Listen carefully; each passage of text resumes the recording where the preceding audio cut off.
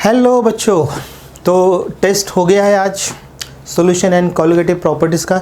चलिए उस क्वेश्चनों के एक्सप्लेनेशन देखते हैं अभी हम लोग, ठीक है। चलिए पहला जो क्वेश्चन है, कुछ क्वेश्चन के मैं डायरेक्ट आंसर बताऊंगा और जो न्यूमेरिकल होंगे उनके हिंट देके आगे बढ़ूंगा जल्दी, ठीक है ना।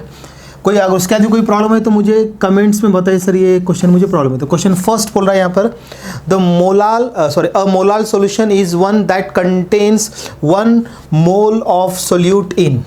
तो कितने में होता है वो? 1000 ग्राम ऑफ सॉल्वेंट में होता है। तो इसका आंसर बी है। क्वेश्चन सेकंड, इसका आंसर बी। क्वेश्चन सेकंड क्या बोल रहा है? Which one of the following is independent of temperature? Molality या मोलैरिटी, वो याद आना चाहिए। तो उसका आंसर जो होना चाहिए वो होगा मोलैलिटी, ठीक है ना। आंसर होगा सी। चलिए इसका आंसर सी है, मोलैलिटी, ठीक है। अब क्वेश्चन थर्ड क्वेश्चन जो है वो न्यूमेरिकल है। 20 ग्राम ऑफ NaOH, क्या बोल रहा है? 20 ग्राम ऑफ NaOH, उसका मोलर मास दिया हुआ है, is dissolve in 500 cm³ of water. तो देख लीजिए, मैं इसका जो आंसर मैंने जो निकाला है वो आंसर डी है, मतलब 1 molal.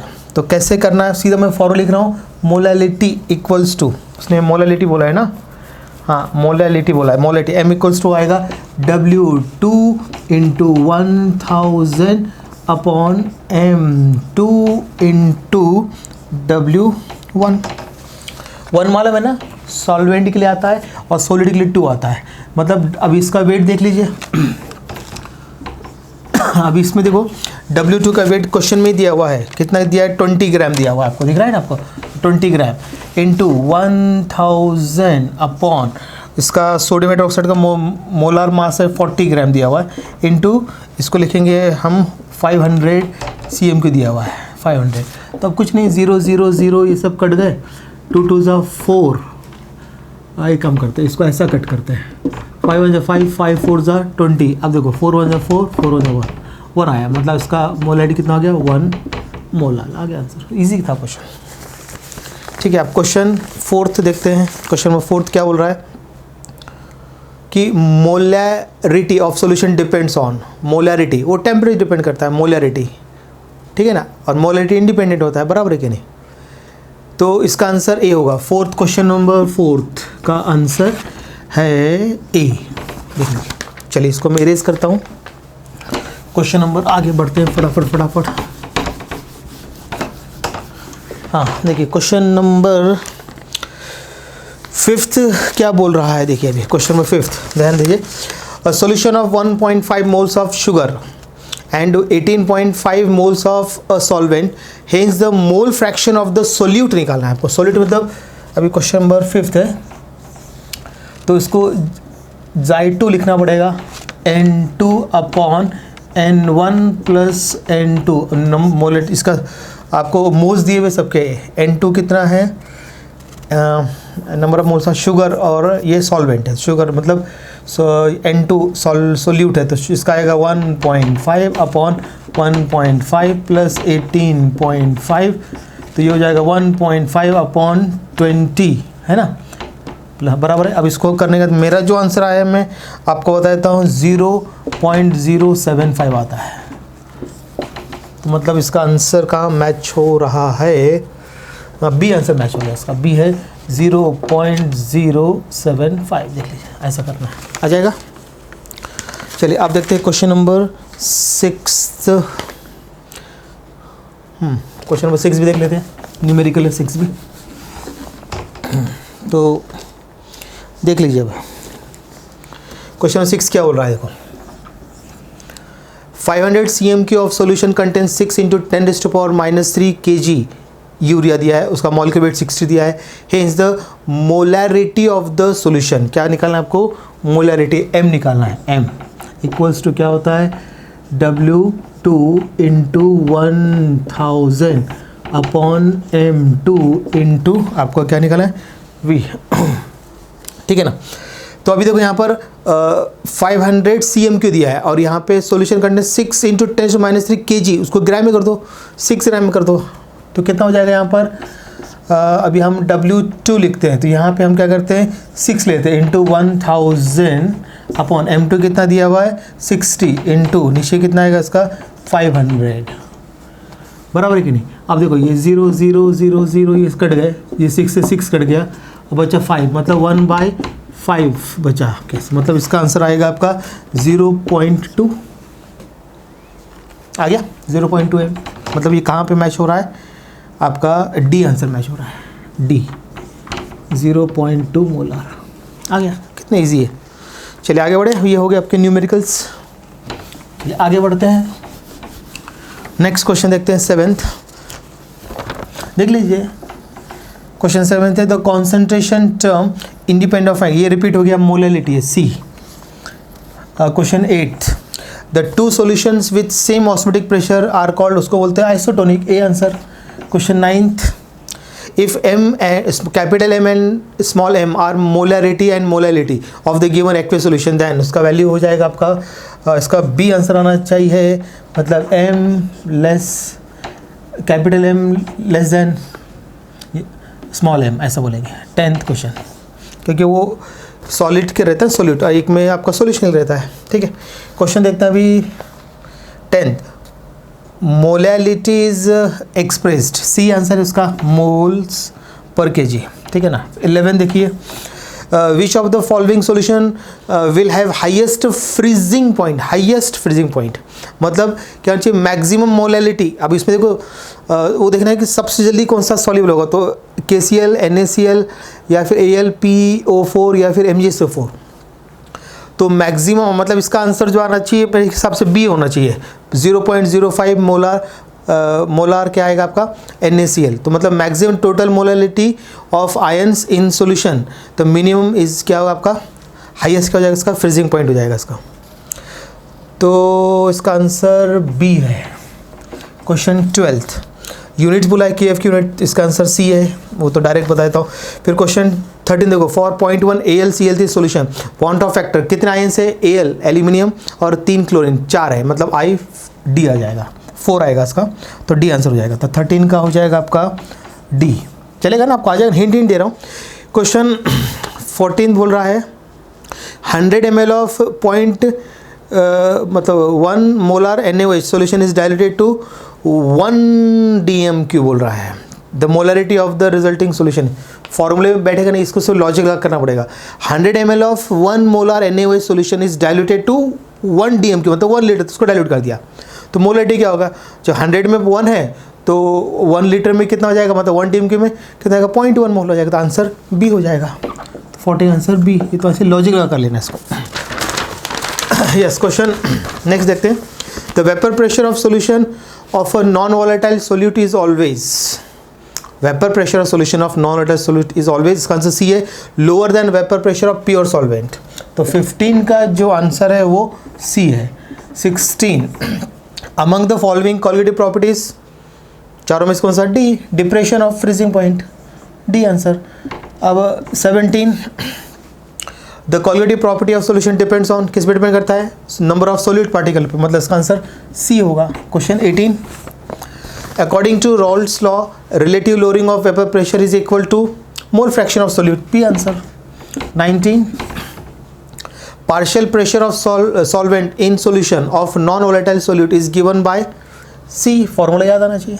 20 when partial pressure of solvent in solution of non-volatile solute is plotted against its mole fraction nature of graph, वो प्राफ आ गया, स्पेलिंग रॉन्ग हो गई, तो उसका straight line passing through origin, इसका आंसर ए होगा। 20 का आंसर ए है।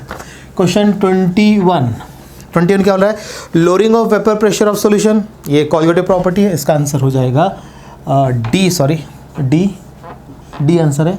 22 relative vapour pressure lowering depends on, किस पे डिपेंड करता है, मोल फ्रैक्शन ऑफ सोल्यूट, है ना, तो इसका आंसर ए हो जाएगा।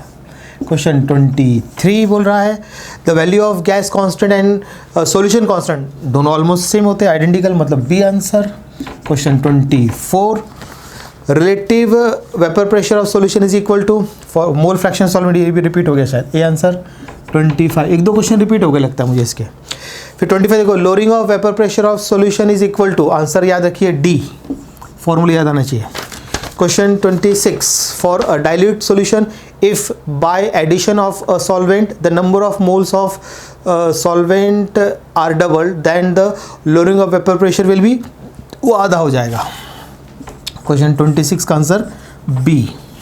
Question 27, when NaCl is added to, तो अगर आपने सोल्यूट डाल दिया तो बॉइलिंग पॉइंट रेज हो जाएगा, तो आंसर डी, बराबर है कि नहीं। चलिए आगे बढ़ते हैं, क्वेश्चन हो गया 27 तक।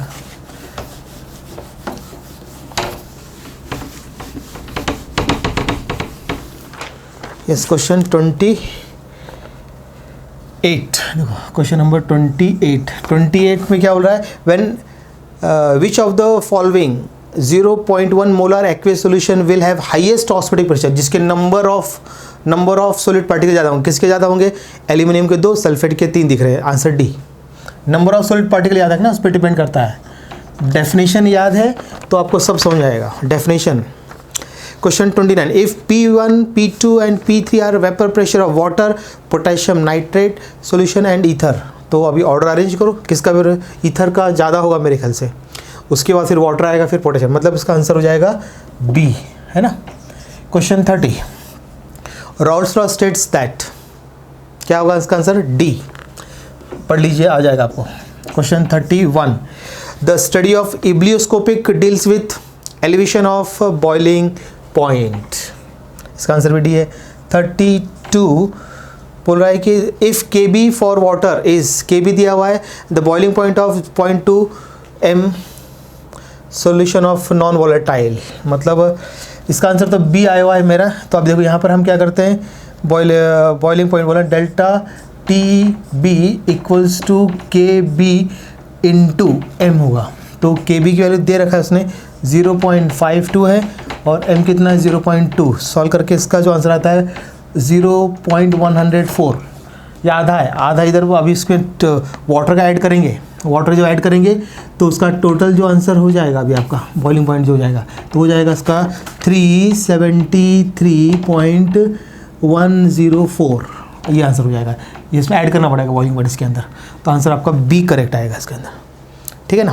Question 33, the molar elevation constant is the ratio of delta TB, तो वो तो मोलालिटी होगा, है ना उसके।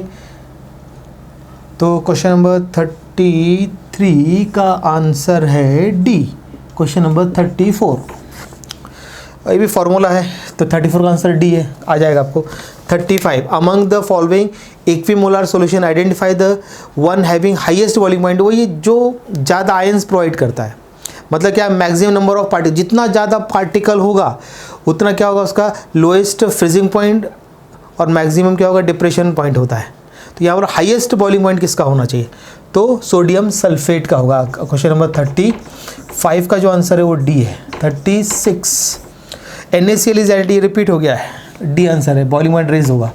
37, which of the following will have maximum depression, वही ऐसे ही है जिसका नंबर ज़्यादा होंगे, आंसर सी है, इसके क्वेश्चन ज़्यादा है। 38 देख लीजिए, if X, Y and Z depression in freezing points for equimolar solutions of glucose, sodium sulfate and urea, तो ये ग्लूकोज और मॉलिक्यूल करीब सेम है, तो इसका आंसर सी आना चाहिए, क्योंकि X और Z जो है वो करीब करीब सेम है और ग्लूकोज उससे कम रहेगा, तो इसका आंसर सी बिल्कुल सही रहेगा। क्वेश्चन 39, क्वेश्चन देखते हैं 39 देख लेते हैं, न्यूमेरिकल है।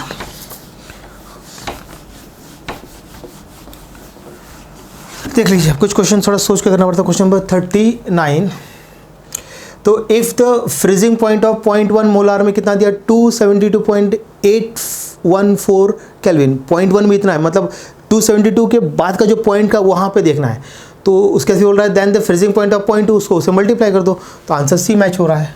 क्वेश्चन 39 का जो आंसर है वो आपका सी होगा। ध्यान देना जरा, 72.8 है ना, ऐसा है ना आपका 272.814, इसके इधर का देखना है आपको, मतलब फ्रीजिंग अगर हम निकालेंगे ना यहाँ पर देखो इसका, तो हम निकालना है अगर हमको, तो freezing point of solution equals होता है freezing point of solvent minus क्या होता है डेल्टा टी बी, जो भी लिया यहाँ क्या हम फ्रीजिंग टी एफ होगा वो फ्रीजिंग पॉइंट जो रहता है ना, फ्रीजिंग पॉइंट ऑफ सॉल्यूशन जो लेते हैं ना आप यहाँ पर equals to freezing point of solvent जो लिया जाता है अब यहाँ पर solvent minus delta T F हो जाएगा, ऐसा कर निकालते हैं इससे।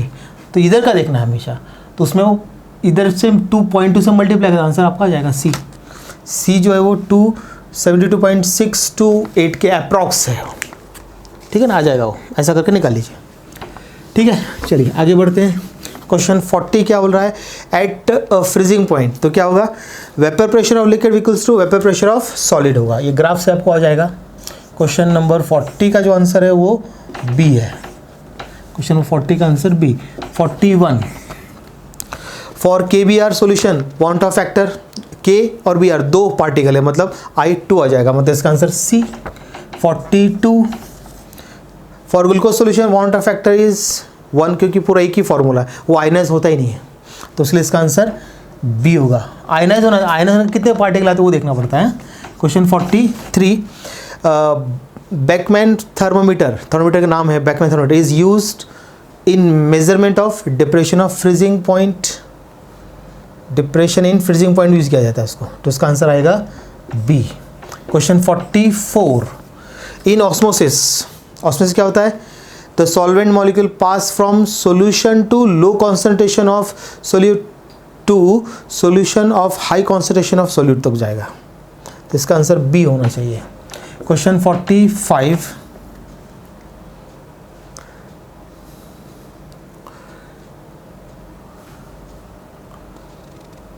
ठीक है ना, तो क्वेश्चन 45 देखो, the semipermeable membrane used in Berkeley Hartley method is, उसमें यूज करते हैं हम लोग क्या, कॉपर फेरोसाइनाइड, मतलब डी आंसर है।